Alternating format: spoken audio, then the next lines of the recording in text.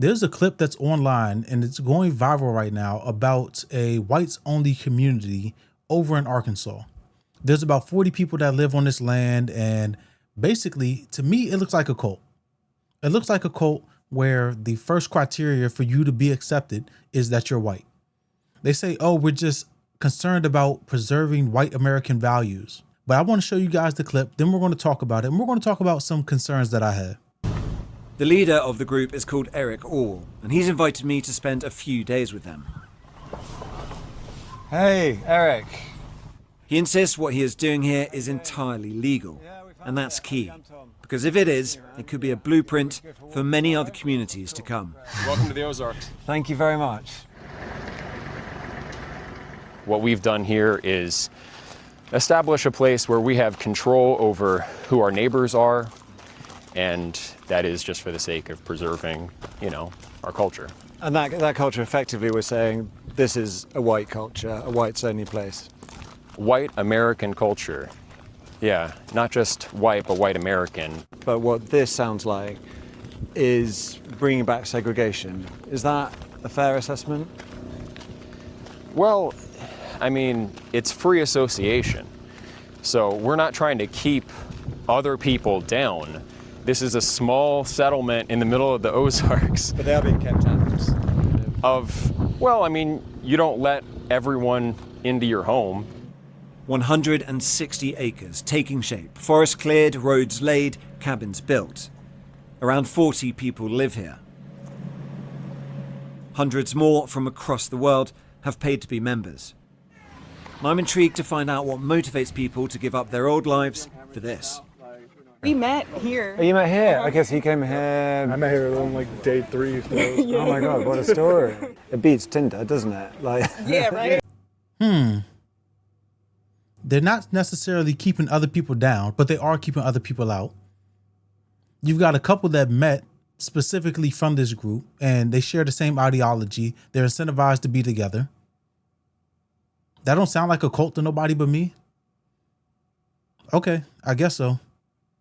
David and Caitlin not only met here, they got married last month. And they wouldn't be here without social media. Somebody had posted a video of Eric. See, now, I recently did the video on the Jubilee guy. And these people, I know that I'm not going to show the whole video. So let me explain a little bit of it. And I did watch this beforehand so I could get the full context. These people do describe themselves as being a far-right community. So when you look at videos like the Jubilee video and the gentleman that ended up getting fired, his name was Connor.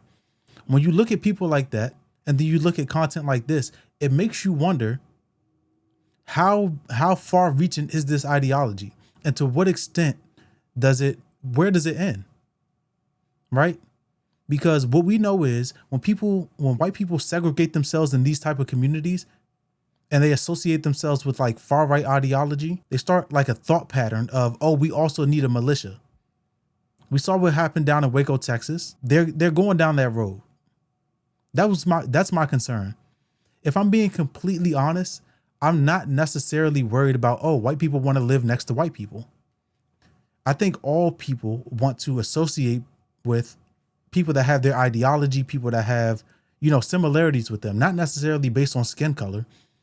But we did see this back in 2020 when there was a group of black people that bought up a bunch of land over in Georgia. So I'm not saying necessarily like, oh, white people want to live next to white people. That's a bad thing. So here we have a article from CNN. This is back in 2020, where it says 19 families buy nearly 97 acres of land in Georgia to create a city safe for black people. Welcome to freedom, exclaims real estate agent Ashley Scott as she surveys the nearly 97 acres of the land that she and a group of 19 black families purchased in August. I'm hoping it will be a thriving safe haven for people of color, for black families in particular.